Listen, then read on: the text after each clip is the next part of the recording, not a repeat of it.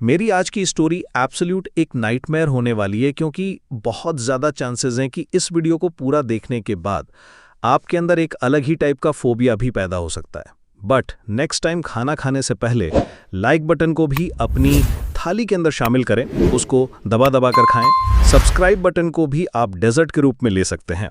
Comments में pick में लिख दें। Let's dive in.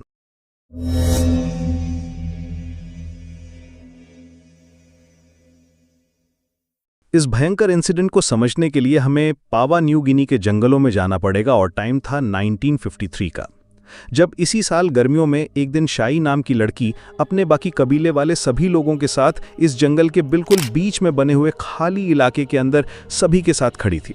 और यहाँ खड़े सभी लोग बहुत ज़्यादा दुख में थे क्योंकि 3 दिनों पहले शाई की बहन टोशाई उसकी मौत हो चुकी थी एक बहुत ही अजीब सी बीमारी से, जिसे ये लोग कुरु के नाम से जानते थे। अब ये कुरु बीमारी इस जंगल के अंदर रहने वाले सिर्फ फोरे नाम के इस कबीले के लोगों के बीच में फैली हुई थी। सिर्फ इसी गांव में फैली हुई थी जहां शाई और टुशाई दोनों बहनें रह रही थीं। इसी गांव के लोगों के ऊपर ये अपना अटैक कर रही थी, जिसे कोई भी गांव वाला अभी तक समझ ही नहीं पाया था। और इसी कुरु बीमारी से इस गांव के अंदर हर साल सैकड़ों मौतें भी हो रही थीं। इसलिए इन सभी गांव वालों को पता था कि अगर किसी को कुरु हो गई तो उसका मरना एक तो निश्चित है, दूसरा वो किस तरीके से मरेगा, कब तक मर जाएगा, ये भी लगभग पक्का ही हो जा रहा था। क्योंकि सबको पता था कि अगर किसी को कुरु हो गई तो सबसे पहले उसके हाथों में कंपन शुरू होगी और उसके बाद उसकी पूरी बॉडी का कंट्रोल खो जाएगा। वो सही से चल नहीं पाएगा, उसका वेट लॉस बहुत ज़्यादा होगा, वो सही से सांस नहीं ले पाएगा और एट द एंड उसकी मौत हो जाएगी। और बिल्कुल ऐसा ही कुछ शाई की बहन टुशाई के साथ भी हुआ था। तकरीबन 9 महीने पहले टुशाई के हाथों में भी कंपन शुरू हुई और ये देखकर पूरा परिवार और साथ में सभी गांव वाले समझ चुके थे कि हाँ, ये टुशाई भी अब कुरु से पीड़ित हो चुकी है और अब तकरीबन 1 साल के अंदर ही इसकी मौत हो जाएगी और हमें इसका अंतिम संस्कार भी करना पड़ेगा। और 1953 की उन गर्मियों में उस दिन ये सभी लोग अपने गांव के जंगल के बिल्कुल बीच में इसीलिए जमा हुए थे ताकि उसका अंतिम संस्कार कर सकें। और तकरीबन 3 दिनों पहले ही टुशाई की मौत हो चुकी थी और अब सब उसका अंतिम संस्कार करने के लिए ही यहाँ पर सभी खड़े हुए थे। सभी चुप, एकदम सभी एक दूसरे को देखकर अपना मुंह हिला रहे थे कि हाँ, अब कुछ कर भी नहीं सकते, ये बीमारी ही ऐसी है, सबकी जान लेकर ही मानेगी। और इस तरीके से अंतिम संस्कार करने के पीछे एक खास कारण ये सभी लोग ये मान चुके थे कि अगर हम इस बीमारी से मरने वाले किसी भी पीड़ित व्यक्ति का अंतिम संस्कार बिल्कुल सटीक तरीके से, जो हमारे पूर्वजों ने हमें सिखाया है, अगर हम उस तरीके से बिल्कुल सटीक अंतिम संस्कार अगर कर देंगे तो ये बीमारी, जिसे फोरे कबीले वाले लोग एक श्राप मान चुके थे, उनको लग रहा था कि अगर ये अंतिम संस्कार बिल्कुल सटीक हो गया तो ये बीमारी उनके गांव का पीछा छोड़ देगी और वो यहाँ से चली जाएगी। कीप इन माइंड, ये बीमारी पूरी दुनिया के अंदर सिर्फ इन फोरे कबीले वाले लोगों के अंदर ही देखी गई थी अभी तक, 1953 तक। उसके बाद कभी भी इसके बारे में किसी ने सुना ही नहीं, किसी ने जाना ही नहीं। खैर, टुशाई का अंतिम संस्कार करने के बाद सभी लोग अपने अपने घरों में गए और इस गांव के जो मेन बुजुर्ग लोग थे वो सभी इकट्ठा होकर साइड में बैठे। और ये सभी लोग अब बहुत ज़्यादा टेंशन में थे इस बात को लेकर, क्योंकि उनकी जनसंख्या धीरे धीरे बहुत ज़्यादा कम होती जा रही थी। तकरीबन 200 से भी ज़्यादा लोग हर साल इस बीमारी से मर रहे थे और इन बीमारियों में मरने वाले कोई और नहीं बल्कि स्पेशली मोस्टली महिलाएं और या फिर थोड़े बहुत बच्चे हैं। अभी तक इस बीमारी से कोई भी आदमी नहीं मरा और ये चीज़ सभी की समझ से बाहर थी कि आखिर ये बीमारी कैसी है जो सिर्फ महिलाओं को टारगेट करती है या फिर बच्चों को टारगेट करती है। दूसरी सबसे बड़ी बात, जनसंख्या कम हो रही थी, गाँव के कबीले से महिलाएं गायब होती जा रही थी, धीरे धीरे उनकी मौत हो रही थी। इसलिए सभी बुजुर्ग लोग इस बात को लेकर बहुत ज़्यादा टेंशन में थे कि आने वाले कुछ सालों बाद उनका ये पूरा का पूरा कबीला लुप्त हो जाएगा, एक गायब हो जाएगा और दुनिया को इसके बारे में कभी पता भी नहीं चलेगा कि आखिर इन लोगों के साथ क्या हुआ था। क्योंकि हालात अभी तक ये हो चुके थे कि इनकी जनसंख्या गिरकर सिर्फ 11,000 लोगों के आसपास रह चुकी थी। इसके अलावा इन 11,000 लोगों में भी हर 3 मर्दों के ऊपर सिर्फ 1 महिला थी। बाकी 2 मर्द कहाँ जाएंगे, इसका भी प्रबंध इन गाँव वालों को करना था।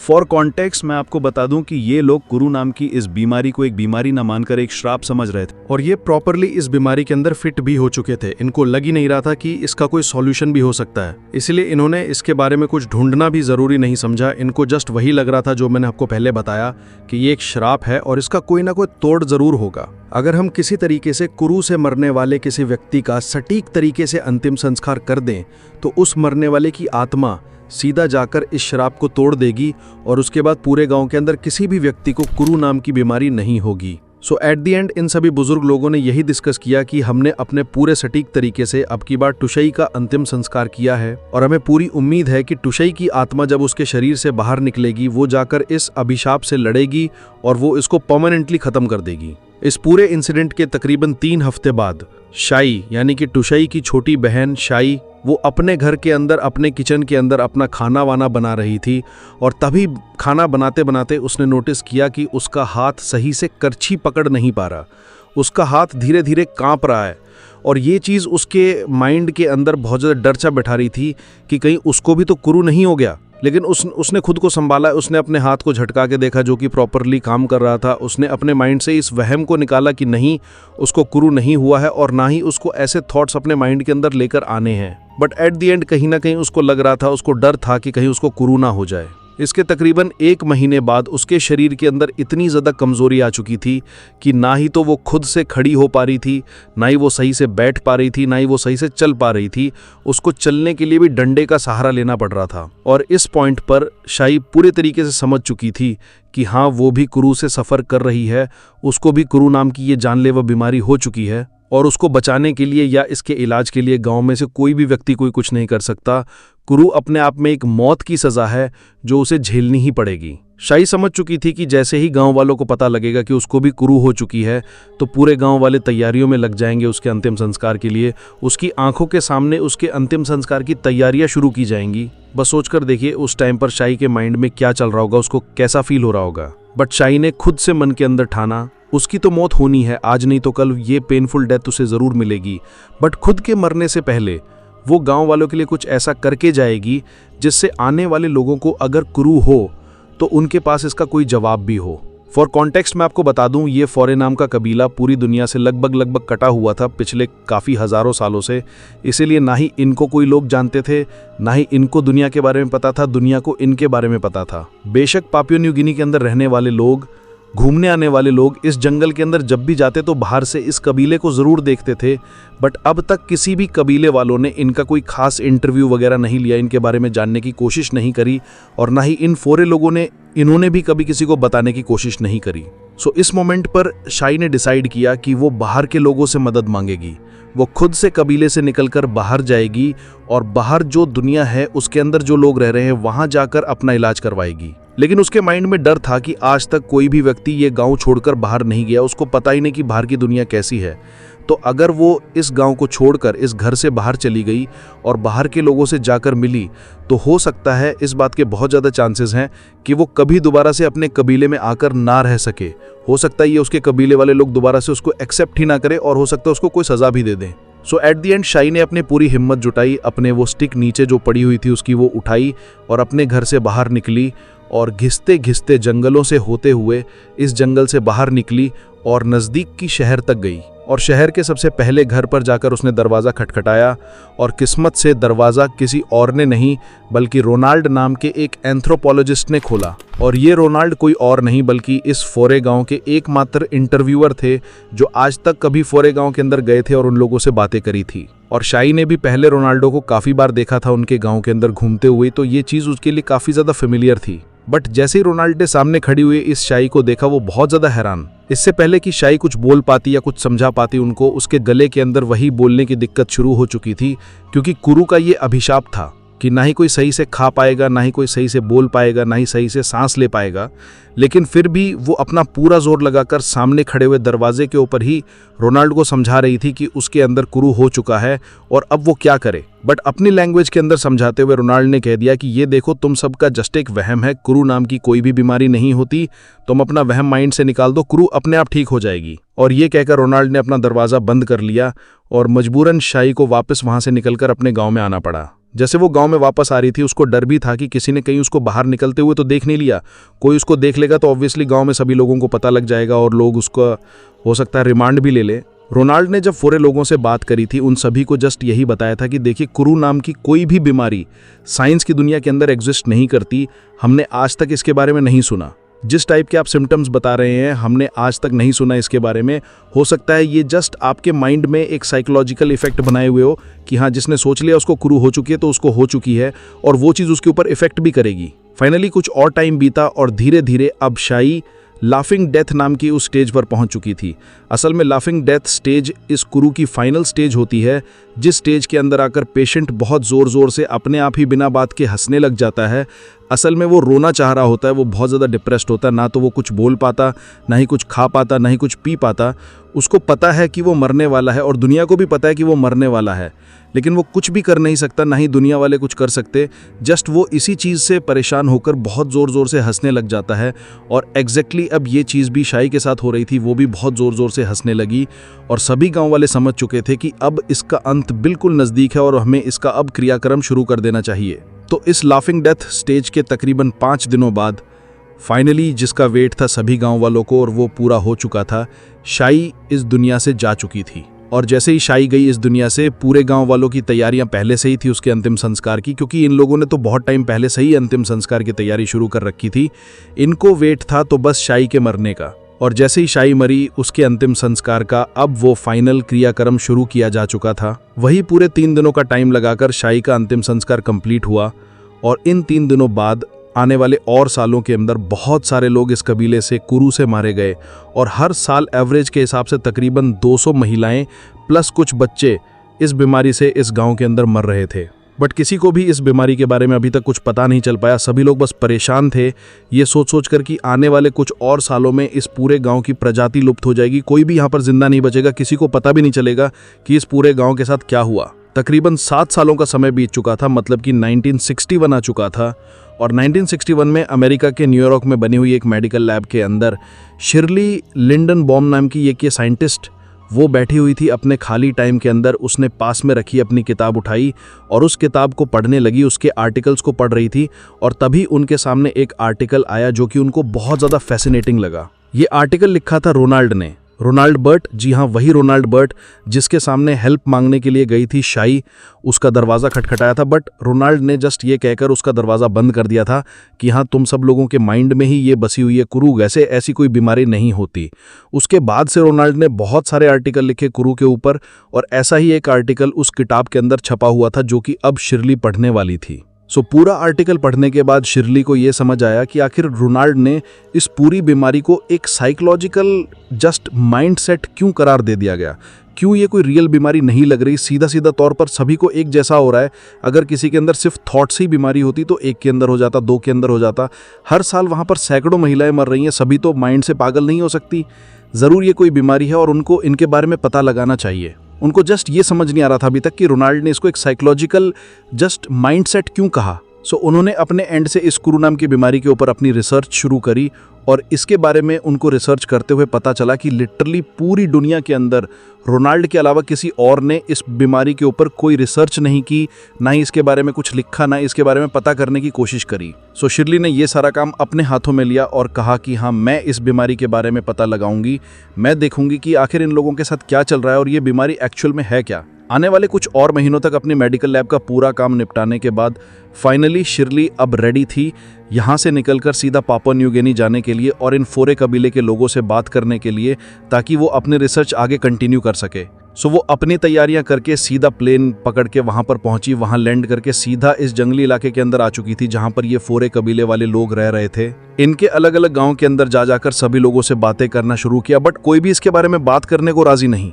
जी हाँ, यहाँ पर बातें करते हुए शिर्ली को पता लगा कि लोग इस कुरू नाम की बीमारी के बारे में बात करने से भी डरते हैं, क्योंकि ये सभी लोग इसको एक श्राप मानते हैं और ये मानते हैं कि अगर कोई भी व्यक्ति इसके बारे में बात करेगा, इसके बारे में जानने की कोशिश करेगा, तो ये कुरू उसको भी हो जाएगी। इसलिए सभी लोग बस इसके बारे में चुप थे। तो वहाँ पर बातें करते हुए फाइनली शिर्ली मेन गाँव तक पहुँचे, जहाँ पर ये पूरे के पूरे कबीले के सरपंच वगैरह रहा करते थे, मेन हेड्स वगैरह रहा करते थे। और इसी गांव के अंदर घूमते घूमते उनको एक अंग्रेज व्यक्ति भी घूमता हुआ दिखाई दिया। और जैसे ही शेरले ने उस अलग से आदमी को देखा, उसके पास गई भागकर और पूछने लगी कि आखिर तुम कौन। उस आदमी ने बताया कि मेरा नाम माइकल। और मैं भी पिछले बहुत लंबे टाइम से इन कबीले वालों के ऊपर रिसर्च कर रहा हूँ, इस कुरू के बारे में जानने की कोशिश कर रहा हूँ। बट शेरले ने कहा कि मैंने तो तुम्हारे बारे में कोई भी रिसर्च नहीं पढ़ी और ना ही तुम्हारा कोई आर्टिकल मुझे किसी किताब के अंदर दिखा। मैंने ढूंढने की बहुत कोशिश करी, बट सामने खड़े हुए इस माइकल ने कहा कि देखो, मेरी रिसर्च अभी पूरी नहीं हुई है और जब भी होगी मेरी रिसर्च पूरी, मैं इसको ज़रूर पब्लिश करूँगा और इसकी कॉपी मैं ज़रूर तुम्हें भी भेजूँगा। दोनों ने एक दूसरे को गले लगाया और कहा कि जो भी हमारी रिसर्च होगी अब हम मिलकर करेंगे, क्यों ना हम इसके ऊपर मिलकर एक साथ मेहनत करें। और एक साथ मेहनत करेंगे तो ऑब्वियसली दो दिमाग चलेंगे, दोनों के माइंड में अलग अलग थॉट्स आएंगे, दोनों हो सकता है इस बीमारी का कोई हल भी ढूंढ ले। सो इस बीच में डिस्कस करते हुए माइकल ने कहा कि देखिए, मुझे लगता है ये बीमारी कंटेजियस हो सकती है।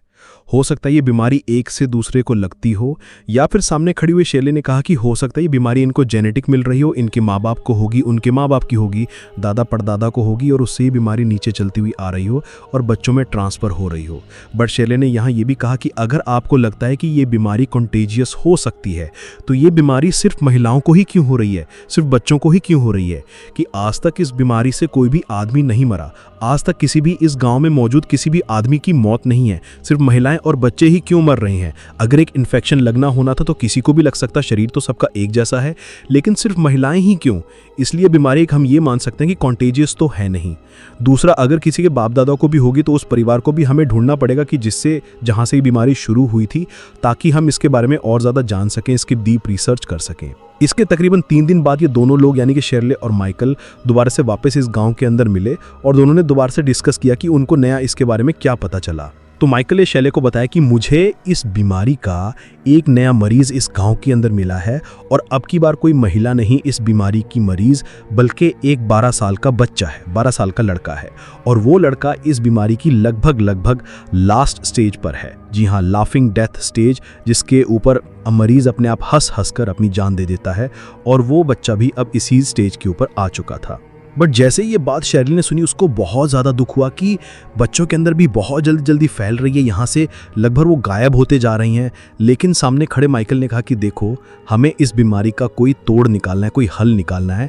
इसलिए मैंने उसके माँ बाप, जो कि बहुत ज़्यादा रो रहे हैं, परेशान है बेचारे, क्योंकि उनका बच्चा मरने वाला है, ये बात उनको पता है, लेकिन फिर भी मैंने उनसे बात करके ही मना लिया है उनको कि क्या मैं उनका बेटा जब वो मर जाएगा तो उसकी बॉडी अपने साथ कहीं हॉस्पिटल में ले जाकर इसकी ऑटोप्सी करवा सकता हूँ, इसके पोस्टमार्टम करवा सकता हूँ, ताकि हमें पता चल सके कि आखिर इनके शरीर के अंदर क्या हो रहा है। ऑब्वियसली ये चीज़ ना ही उस परिवार के लिए एक्सेप्टेबल थी, ना ही किसी गांव वालों के लिए एक्सेप्टेबल थी, क्योंकि कोई भी व्यक्ति उस गांव का नहीं चाहता कि वो उस गांव से बाहर जाए। और मरने के बाद तो उनका वो 3 दिन का बहुत बड़ा वो रिचुअल चलता है, वो एक क्रियाक्रम चलता है, अंतिम संस्कार, उसको कैसे परफॉर्म किया जाएगा।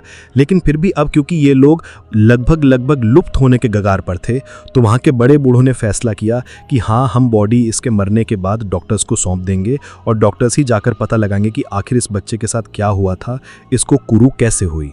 कुछ दिनों बाद बेचारा वो 12 साल का लड़का इस गांव में मर चुका था, और जैसे इसके मरने की खबर शेरले और माइकल को पता लगी, दोनों उसके घर पर पहुंच चुके थे।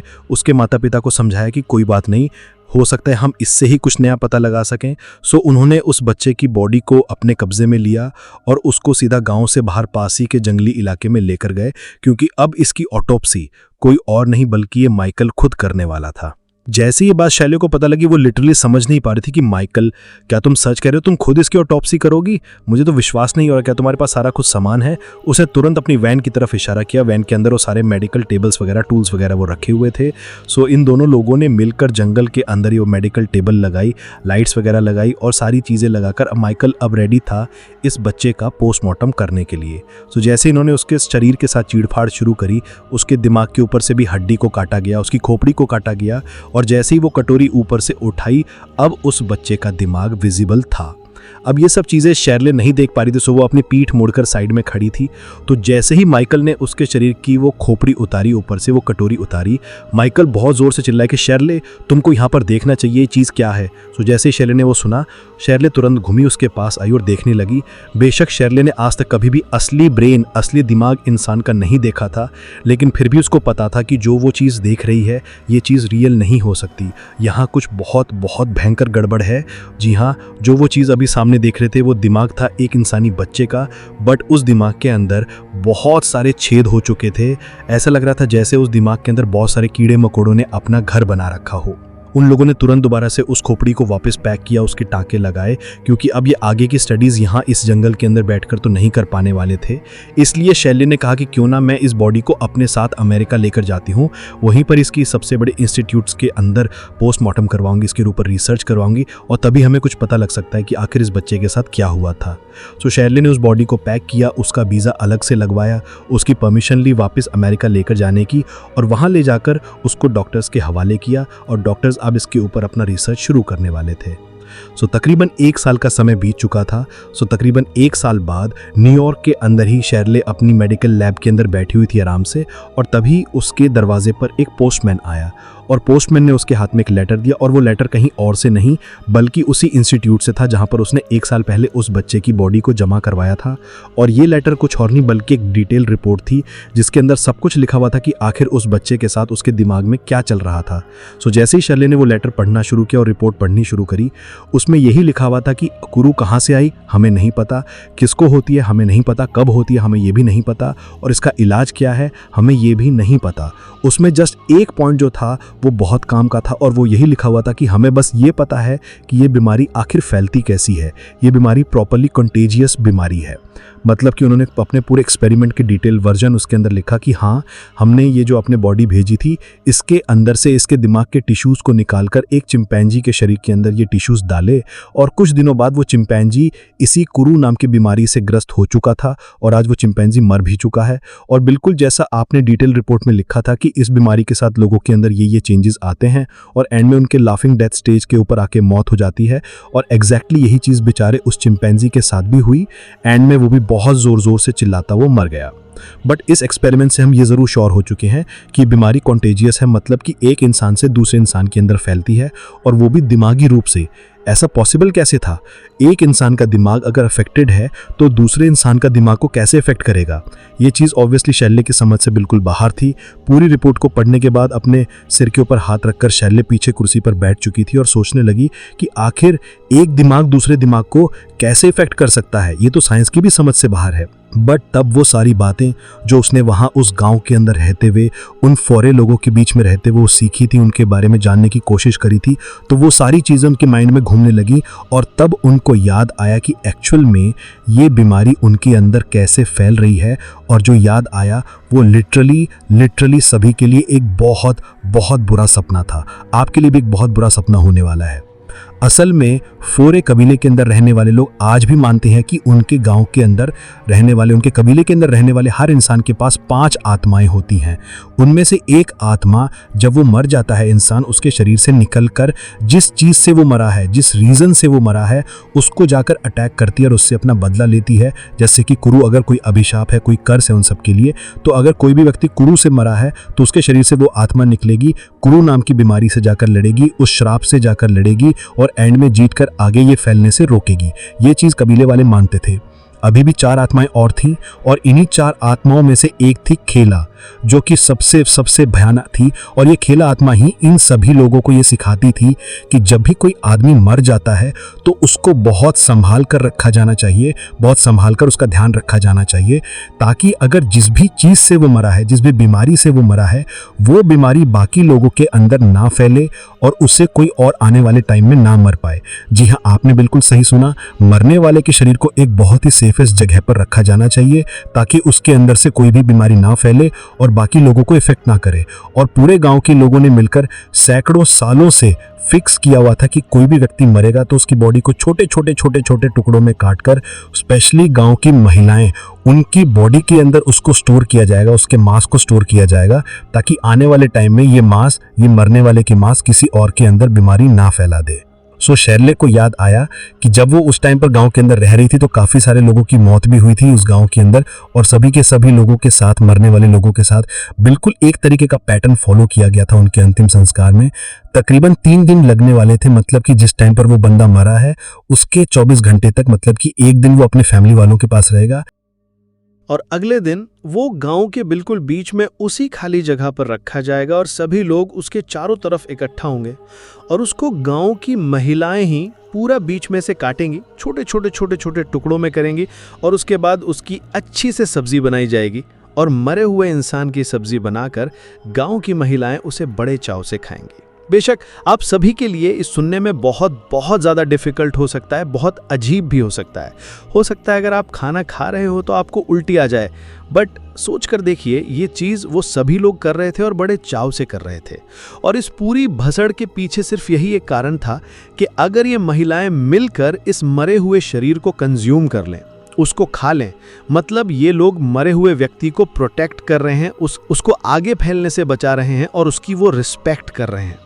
इसके अलावा मरे हुए इंसान का दिमाग स्पेशली तौर पर बहुत ज़्यादा डेलिकेसी के साथ, बहुत ज़्यादा शाहीपने के साथ गांव के अंदर सर्व किया जाता था, सिर्फ मरने वाले की रिश्तेदार वाली महिलाओं को ही। जी हाँ, जो उसकी फैमिली में महिलाएं थीं, सिर्फ उसी को ही वो दिमाग काटकर उसकी सब्जी बनाकर अलग से सर्व किया जाता था। बाकी का शरीर गांव में कोई भी महिला खा सकती थी। और बिल्कुल यही काम शाई और टू शाई के साथ भी किया गया। जब टू शाई की मौत हुई थी, उस टाइम पर जब वो सभी लोग बीच में खड़े थे गांव के, और शाई भी अपने हाथ आगे की तरफ करके बिल्कुल शांत खड़ी थी, वो अपनी बहन के मरने का दुख मना रही थी, बट उस टाइम पर उसकी बहन को काटा जा रहा था और उसके दिमाग की अलग से सब्जी बनाकर शाई के सामने लाई गई। और शाई ने अपनी ही बहन के दिमाग की सब्जी बहुत चाव से खाई और उसके बाद ये पूरा का पूरा अंतिम संस्कार का कार्यक्रम निपट चुका था। लेकिन इस सब्जी बनाने के प्रोसेस के अंदर ही एक अलग भसड़ चल रही थी। जैसा कि आमतौर पर आपने भी देखा होगा, जब भी हम लोग घर में सब्जियां बनाते हैं, हमारे घर की महिलाएं सब्जियां बनाती हैं, तो अगर कोई बच्चा उनके साइड में खड़ा हो तो वो सब्जी में से कोई छोटा मोटा टुकड़ा, कोई सब्जी निकालकर, कोई टुकड़ा निकालकर, पीस निकालकर बच्चे के हाथ पे रख देती हैं ताकि वो जाकर चुपके से उसको खा ले, किसी को पता भी ना चले। और बिल्कुल यही काम यहाँ इन मरने वाले लोगों के साथ भी किया जा रहा था। अब क्योंकि मैंने आपको कहा वहाँ पर किसी भी व्यक्ति का दिमाग खाना एक डेलिकेसी थी, एक शाहीपन था, एग्जैक्टली यही काम जो महिलाएं वहाँ पर उस दिमाग को काट कर उसकी सब्जी बनाती, जैसे उनके बच्चे उनके साइड में खड़े होते तो ये चुपके से उसमें से एक दो पीस दिमाग के निकाल कर अपने बच्चे को दे देती, जा जा जा चुपचाप खा ले, किसी को पता नहीं चलेगा। और एग्जैक्टली यहाँ पर ये महिलाएं यही सब कर रही थी और एकमात्र यही रीज़न था कि वहाँ पर महिलाओं के साथ साथ बच्चे भी उस इफेक्टेड सब्जी को खाकर अपने अंदर कुरु को जन्म दे रहे थे। सो जैसे ये सारी चीज़ें एक एक करके शरल ने अपने माइंड में जोड़ी, वो तुरंत भागते हुए प्रेस के पास गई, न्यूज़ के अंदर उसने सब कुछ छपवाया, उसने ऑस्ट्रेलियन गवर्नमेंट से भी बात करी ताकि वो पापुआ न्यूगिनी के अंदर रहने वाले लोगों के ऊपर थोड़ा कंट्रोल लगाए और इस तरीके की रिचुअल कैनिबलिज्म के ऊपर पूरी तरीके से रोक लगाए। और जैसे ये बात ऑस्ट्रेलियन गवर्नमेंट को पता लगी, उन्होंने पूरे तरीके से रिचुअलिस्टिक कैनिबलिज्म के ऊपर बैन लगा दिया। और क्योंकि अब ये फौरे कबीले के लोग बहुत ज़्यादा डेस्परेट हैं कि किस तरीके से बीमारी उनके शरीर के अंदर फैल रही है, तो वो इस चीज़ का सॉल्यूशन किसी भी हाल में करने को तैयार हैं। सो जैसे ही फौरे लोगों के बीच में शरल वापस आई, उसने बताया कि देखिए, आप जो काट काट कर लोगों को खाते हैं, मरे हुए लोगों को खाते हैं, उसी की वजह से उसका दिमाग जो भी काट कर खाएगा उस व्यक्ति को कुरु हो जाएगी और इसका इलाज आज तक पॉसिबल नहीं हो पाया है। सो जैसे ये चीज़ फौरे लोगों ने सुनी, अब क्योंकि वो बहुत ज़्यादा डेस्परेट थे अपनी पूरी जनरेशन को बचाने के लिए, उन लोगों ने इस रिचुअलिस्टिक कैनिबलिज्म के ऊपर पूरे तरीके से बैन लगा दिया। और जैसे ही बैन लगाया, वहाँ पर कुरु के केसेस भी अब पूरे तरीके से बंद हो चुके थे। धीरे धीरे धीरे धीरे कुरु पूरे कबीले से गायब हो चुकी थी और आज के टाइम पर फौरे लोगों की पॉपुलेशन दुगनी से भी ज़्यादा हो चुकी है। डॉक्टर्स ने इसके ऊपर पूरा रिसर्च किया कि आखिर उन लोगों के साथ क्या हुआ होगा, उनके दिमाग के अंदर क्या हुआ होगा जिनको कुरु हुई थी, उन्होंने कैसा सफ़र किया होगा। डॉक्टर्स को पता चला कि हमारे दिमाग के अंदर एक खास तरीके के प्रोटीन्स होते हैं जिन्हें हम प्रियॉन्स के नाम से जानते हैं, लेकिन जिस भी व्यक्ति को एक कुरु हो जाती है, उस व्यक्ति के दिमाग के अंदर मौजूद प्रियॉन्स ठीक से काम करना बंद कर देते हैं। और जैसे ही प्रियॉन्स ने काम करना बंद किया, उसका दिमाग सही से काम नहीं कर पाता, वो अपने आप से ही लड़ने लग जाता है, उसके दिमाग की सेल्स वो अपने आप मरने लग जाती हैं। और एग्जैक्टली ये सभी चीज़ें उन लोगों के साथ हो रही थी। उनके दिमाग के अंदर जो छेद थे, जो होल देखे गए थे उस बच्चे के दिमाग के अंदर, वो एग्जैक्टली उसके मरे हुए सेल्स थे जो उनकी जगह खोखली कर रहे थे और दिमाग धीरे धीरे मरता जा रहा था। सो फाइनली इतनी कोशिशों के बाद लोगों को पता चल पाया, उस कबीले के लोगों को पता चल पाया कि आखिर वो लोग क्या कर रहे थे। जाने अनजाने में ही सही, वो बहुत बड़ी गलती कर रहे थे, वो अपना नाश खुद लिख रहे थे। सो अगली वीडियो में, ये वीडियो देखने के लिए धन्यवाद।